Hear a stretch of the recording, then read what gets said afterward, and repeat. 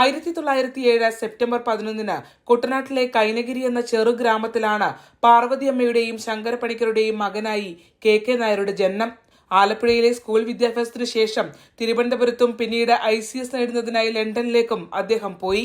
പഠനത്തിൽ അതീവ തൽപരനായിരുന്നു കെ നായരെന്ന് കുടുംബാംഗങ്ങൾ പറയുന്നു. എല്ലാ ക്ലാസ്സുകളിലും ഒന്നാമനായിട്ടും റാങ്കൊക്കെ വാങ്ങിച്ച് ഗോൾഡ് മെഡലൊക്കെ വാങ്ങിച്ചാണ് പാസ്സായത്. ഈ പരീക്ഷയുടെ ഓപ്ഷണൽ പേപ്പറിൻ്റെ തലേ ദിവസവും രാത്രിയിൽ സെക്കൻഡ് ഷോ കാണാൻ പോയി. 8 മണിയായി 9 മണിയായിട്ടൊന്നും എഴുന്നേൽക്കുന്നില്ല. അവസാനം അവരെ ആവുന്നതൊക്കെ വിളിച്ച് നോക്കിയിട്ട് ഉണരാത്തപ്പോൾ ഒരു വലിയ ബക്കറ്റ് നിറച്ച് വെള്ളം കൊണ്ടുവന്ന് തലയിൽ കൂടെ ഒഴിച്ച് അങ്ങനെയാണ് ഉണർത്തി വിട്ടത്. പഠനശേഷം ഉത്തർപ്രദേശിലെ ഫൈസിയാബാദ് ജില്ലാ കളക്ടറായി ചുമതലയേറ്റു. കെ നായർ കളക്ടറായിരിക്കെയാണ് 1949 ബാബറി മസ്ജിദിൽ രാമവിഗ്രഹം കണ്ടെത്തുന്നത്. നായരുടെ അനുവാദത്തോടെയായിരുന്നു വിഗ്രഹ പ്രതിഷ്ഠയെന്നും ആരാധനയെന്നും ബന്ധുക്കളും പറയുന്നു. അറിവോടും സമ്മതത്തോടും ഒരു 10-200 സന്യാസിമാർ രാത്രിയായപ്പോൾ അവിടെ അവരെല്ലാവരും കൂടെ അങ്ങ് കയറി ഓക്കുപ്പൈ ചെയ്തു. അവിടുത്തെ തഹസീൽദാർ, ആ ലോക്കലായിട്ടുള്ള അതോറിറ്റി ഇദ്ദേഹത്തിൻ്റെ അടുത്ത് റിപ്പോർട്ട് ചെയ്തു.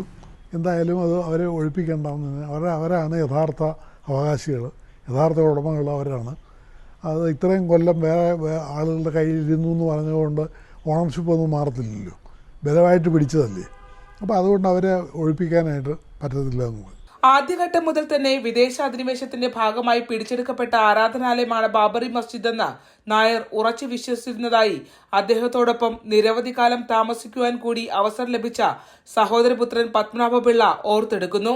കേരളത്തിലേക്കും ആലപ്പുഴയിലേക്കുമുള്ള നായരുടെ മടങ്ങിവരവ് വളരെ ചുരുക്കമായിരുന്നെങ്കിലും അദ്ദേഹത്തിന്റെ ഓർമ്മയ്ക്കായി സ്മാരകം ഉൾപ്പെടെ വിപുലമായ പദ്ധതികൾ തയ്യാറാക്കാൻ ഒരുങ്ങുകയാണ് ബന്ധുക്കൾ. ഞങ്ങൾക്ക് ഇവിടെ നല്ല ഒരു മെമ്മോറിയൽ ഉണ്ടാക്കണമെന്നുണ്ട്. ഈ 2.5 സെന്റ് സ്ഥലത്ത് ഒരു ചെറിയ കടമുറി പോലെ പണിഞ്ഞു വെക്കാമെന്നല്ലാതെ കുറേ കൂടെ ഒരു വിശാലമായിട്ടുള്ള സ്ഥലത്ത് അദ്ദേഹത്തിന് നല്ലൊരു മെമ്മോറിയൽ പണിയാനായിട്ട് ഉദ്ദേശിക്കുന്നത്. News 18 ആലപ്പുഴ.